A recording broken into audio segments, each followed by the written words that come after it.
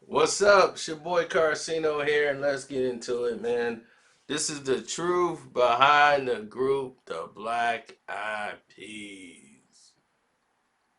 Oh, man. A lot of people don't understand or don't know anything about the Black Eyed Peas, and me, I didn't know as much as I should have known.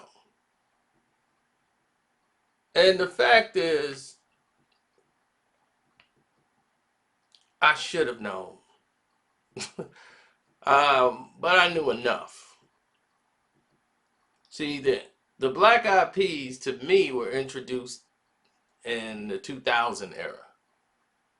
I got introduced to them by a white guy. A white guy introduced the Black Eyed Peas to me. Yep, he was a 702 No Doubt listener, and he the one was into Outkast and really grassroots hip hop groups.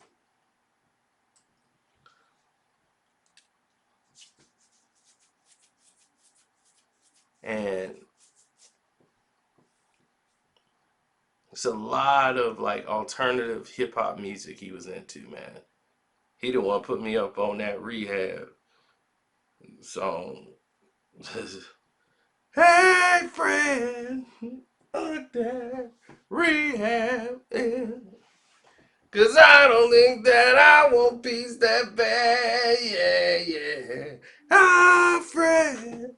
I just thought that was the funniest song ever. I'm like, man, they just out here lacing Fred. I was just like, this song's hilarious. So I took that song with me everywhere.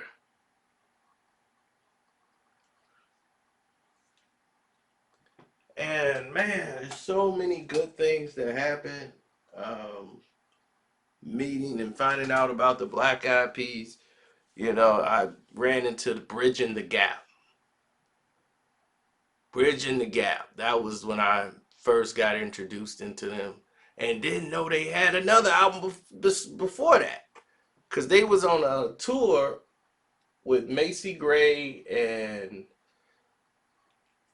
I want to say Outkast. They was on tour with them or something, and they were on the stage and doing shows with them, and they was on the poster board. But when the Black Eyed Peas came out, they were on my Bulworth soundtrack, and I was like, yeah, I remember them. They was um they was on the Bulworth soundtrack. So I'm like, oh, okay, that Joints and Jams. Okay, that's the same dude. So I did actually have a record of them, but I didn't really become aware of them until Bridging the Gap. Bridging the Gap was the album that people went out and bought. And we just thought it was three dudes, and I'm like, well, I hear a chick on here.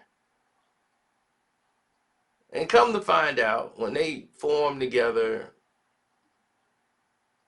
it was will.i.am that really put everybody together. He was the producer of this group, and they were definitely, you know,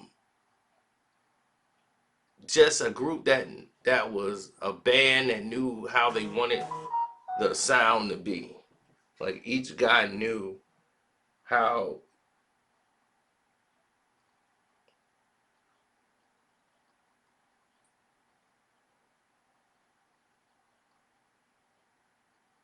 Man, who the hell are these people? So I didn't want to hear from them. Don't send me a threat. But anyway, they knew they had the pieces in place to make a album, but they knew they didn't have the standout voice to be the lead. Neither one of these guys. Y'all gonna make me turn my phone off. will.i.am decided to, bring the band together, in other words. will.i.am said we got talent here. I know what we have here. What we got to do is somehow channel this talent, and get us a singer to sing on the records, because we're good, but we just are not lead singers. And to recognize that they're better on the musical end of it, that takes a level of acceptance. And they just realize, like, look, we are much better on this side of the ball than on that side of the ball. So UMG and Interscope decided that they like the group. They make great music. We can promote our talent and our artists through them. But Black Eyed Peas had a different idea.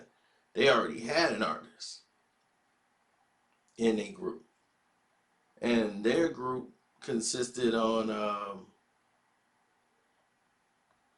um, he already had an artist in the group, a singer named Kim Hill. That's who will.i.am had. She was signed with his label, his will.i.am imprint. So when Interscope and everyone got involved, it was a different process,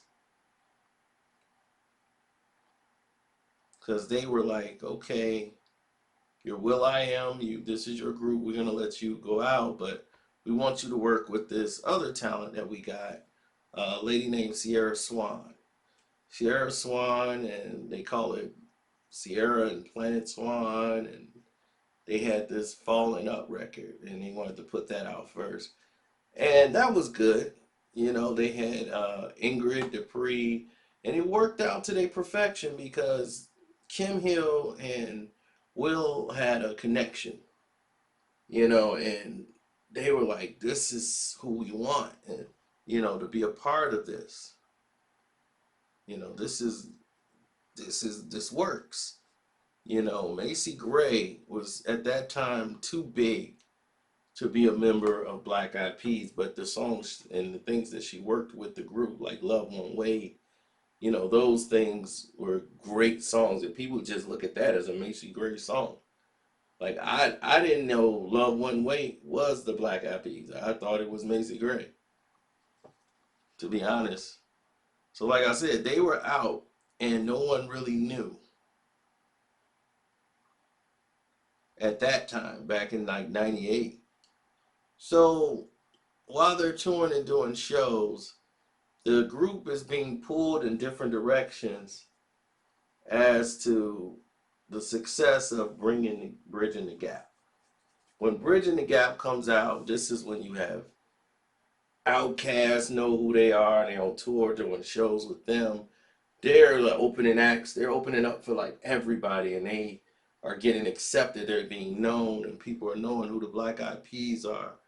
They're serious musicians, and right out the box, you have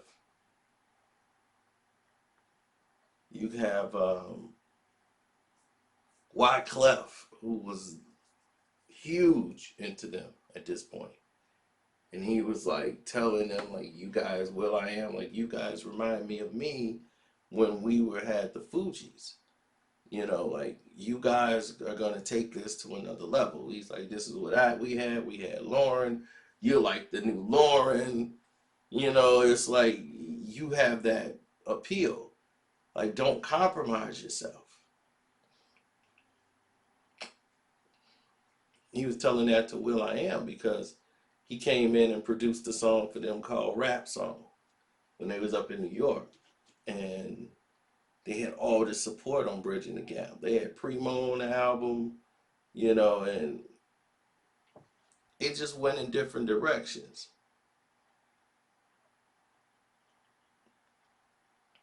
And it was highly respected by everybody in the United States, but it just didn't sell. Everybody had the record because it was heavily bootleg, completely bootleg.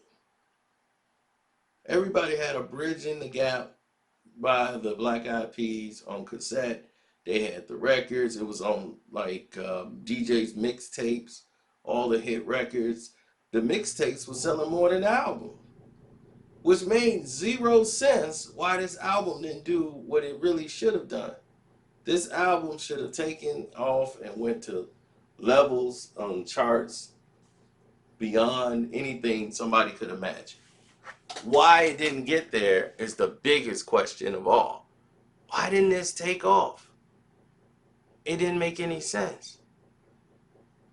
So the record labels, Interscope, Jimmy Iovine, and the train they got over there, the machine, they're telling them it's because Kim Hill isn't being sexy enough.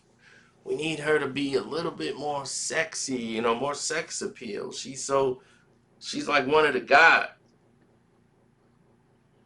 And they're showing her, she's doing these shots, and she just felt like they're trying to over sexualize me and crush who I am as an artist, and she thought she would be protected by will.i.am because she signed to his label. So she's like, Will, like, you gonna stand up for me. And will.i.am is like, I am, but I see where they coming from. It's a business, and before there's a business of anything, there's integrity.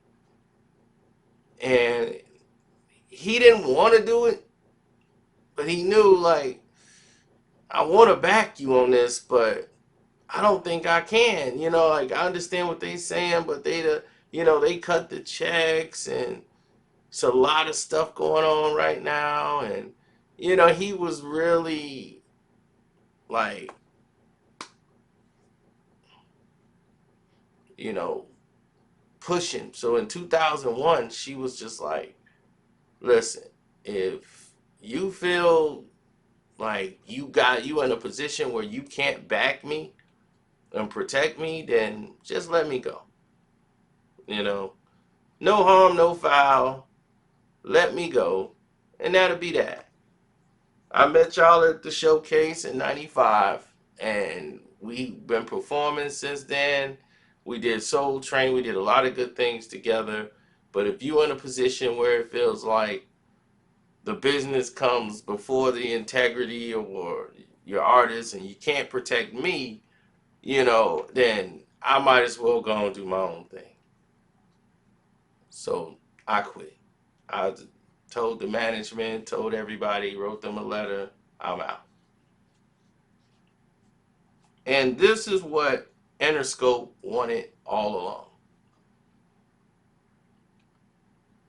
They wanted to get their grips on this group and build this group to what they wanted to do in the first place. So the Black Eyed Peas was in the hunt for another member. Now you got to remember something that you guys probably not going to remember, but you guys got to know something here.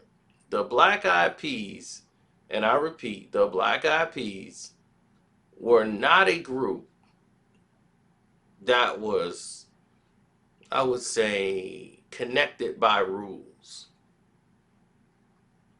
per se, They weren't a group that was confined by the laws of like what a group should be. Like, they didn't design it that way. One person is Filipino, one person's black, this guy's mixed and part Hispanic and everything. It's just a collective group of people who just love music. They didn't set this out to be this way. But now the meetings are changing with the Black Eyed Peas, and they're looking for a new singer. So Nicole Scherzinger was auditioning. And Nicole, she's Hawaiian, been living in, um, Kentucky for a while. She started doing the pop stars shows, and she was the lead singer of the Pussycat Dolls. They were looking at her. They said, here, is somebody we could bring in right now and it would take off if we bring in Nicole. Nicole came in and started doing some of the work and the instruments that they had to their advantages. And they said, wow, this is incredible.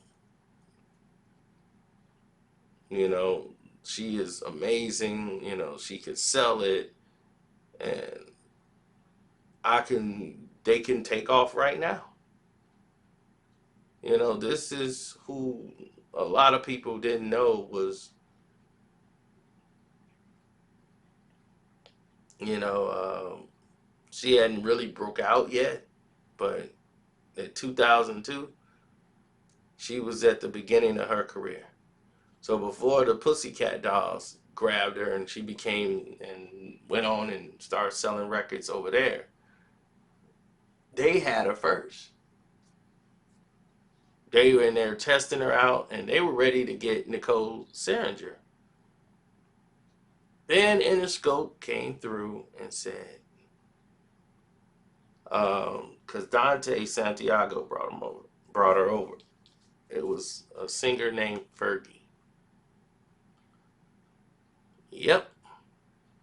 He said, well, let's listen to this other girl.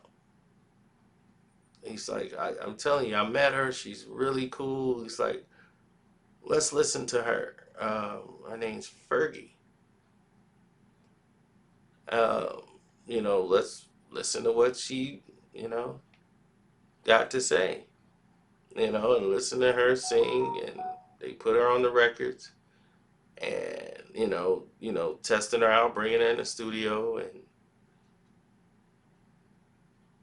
her and what's her name? They had a connection doing acting and Wild Order. She was in Kids Incorporated.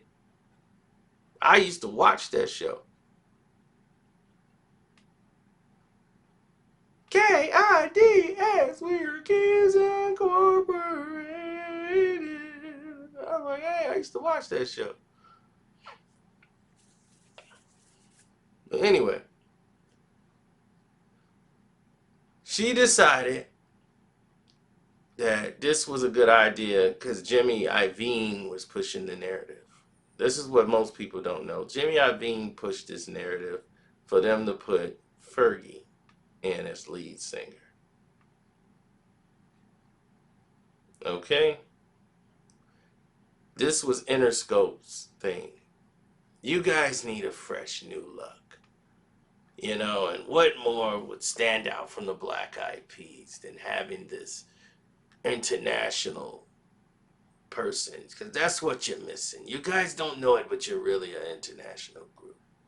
And Fergie, she's more of an international appeal. She has the European market.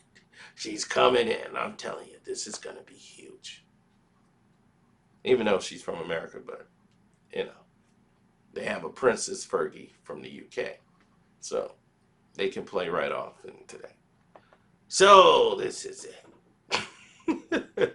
Interscope pushes Fergie in. So even though Kim Hill said that she quit,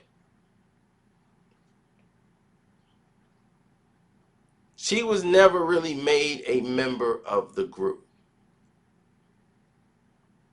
She was just another singer. That's why she was a featured artist on the records. She was never a member of the Black Eyed Peas. The Black Eyed Peas remained the three: ADAP, Taboo, will.i.am. That was the group. So everyone else was a feature when they were coming in, when she was there, rather. So she was signed to the label. She was only going to be looked at as a featured artist, according to them. Now, here comes the situation where they are working in the studio, and my God, it worked. even though Nicole Scherzinger sung better, she sung better. She had the better voice than Fergie. She could hit certain octaves. Fergie brought a better stage performance. She was better stage performance, and on video, she could sell it more. She could push it more. And she was talented in her own right. She was good for what they wanted to do. They went from a indie group to a pop dance group in like night and day. They did a complete 180 on their next record. From Bridging the Gap, if you listen to Bridging the Gap and you turn around and listen to Ella Funk, and you go, what the heck has happened to Black Eyed Peas? But most people didn't know they existed into Ella Funk. They think that's their first album. And what was weird about this whole situation is this is the first time in their existence Fergie was brought in as a member. And this is one thing that sat in Kim Hill's craw, is that they brought her in and made her a member of Black Eyed Peas when Kim Hill was not. Unbelievable. And what was more unbelievable about it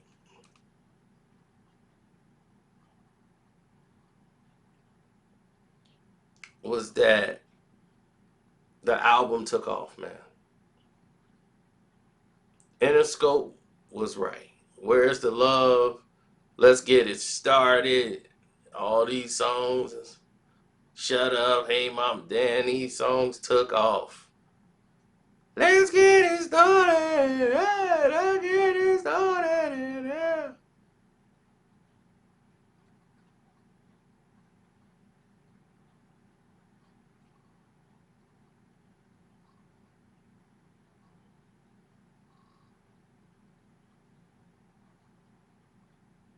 So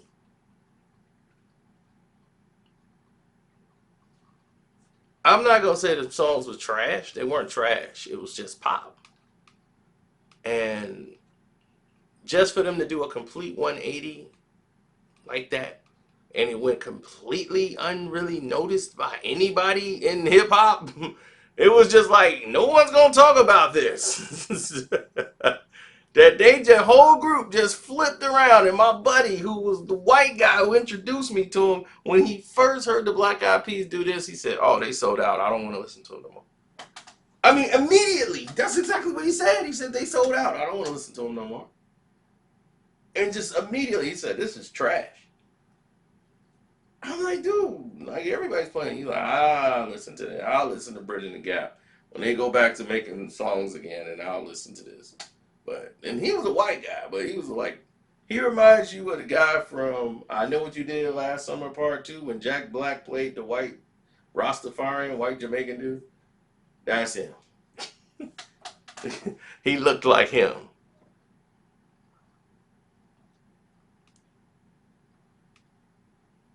So their biggest album to date was The Monkey Business.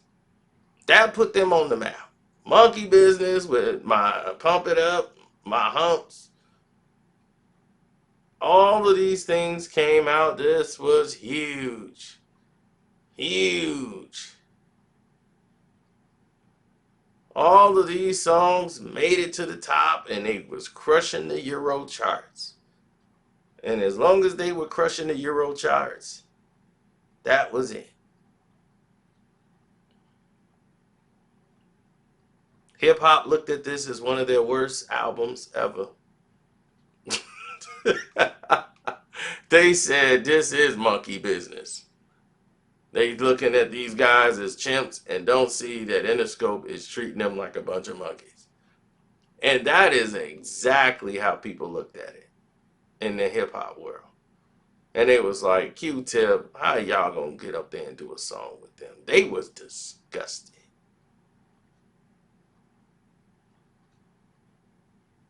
And Dante Santiago, who introduced um, Fergie to them, was on the album as well. They had Sting on the record. You know, it's just everything about the Black Eyed Peas that you love. If you was in Bridging the Gap, is now gone. They are not going back to where they were.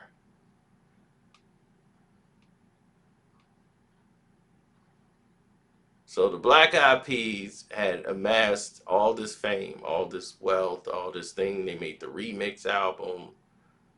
Then they decided that this last album they were gonna do, and they did the end, and they got a feeling, and that went on to be one of their biggest songs ever.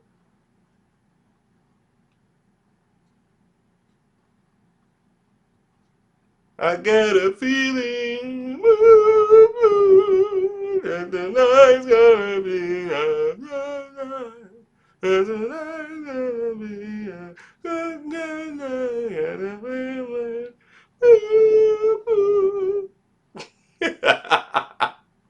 So anyway, that was basically the end. Um, the end means energy never dies, you know, and everybody from this point started to just go their opposite ways, man. And they did the tour, the that was huge. That Canadian Invasion tour, man. They made so much money, it was incredible. I've never seen a group make as much money that fast. They sold like 30 million records in a short period of time and just become one of the biggest bands in the world. They did the Super Bowl, shut down the Super Bowl, and adding Fergie was the best thing they ever done for them monetarily. But for a hip hop stance, it ruined the group. I'm sorry. Their identity was lost. Their everything that they built was gone. And I wouldn't say it's Fergie's fault. You know, she's just an artist performing, doing her thing. But what we loved as them as artists was destroyed. They went with the machine, and they went towards the machine and said, "Okay, this is the route we need to go." And that must have been a hell of a conversation because it worked. Normally, when people do this stuff, it don't normally work out because people are fighting within themselves, you know, to do this. But no, this was this was definitely it, you know. And of course, what happens is what always happens. Um, Fergie decided that she was going to go solo. She did 2 albums with the Black Eyed Peas and felt like it was time for her to go solo.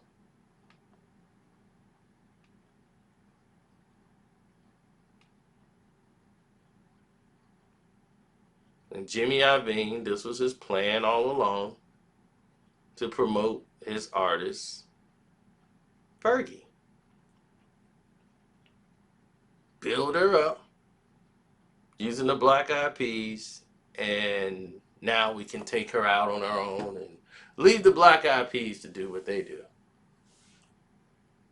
How did they not see that coming? but but anyway, that's the truth behind the Black Eyed Peas group. They made millions and millions of dollars. So it all worked out in the end, except for, you know, a lot of people find a happy space, and hopefully everyone is at peace and in a happy place. But from that standpoint, I'm just like, wow, you know. So don't forget to support the page, man. Click the link in the description box where it says donate and hit up the Streamlab. You can leave me a message over there too. I read all those messages, so I get back with you directly. And everyone else, y'all have a blessed day. Look, there's 4 videos in the corner. Click one of those and listen to it and enjoy yourself. I'm out.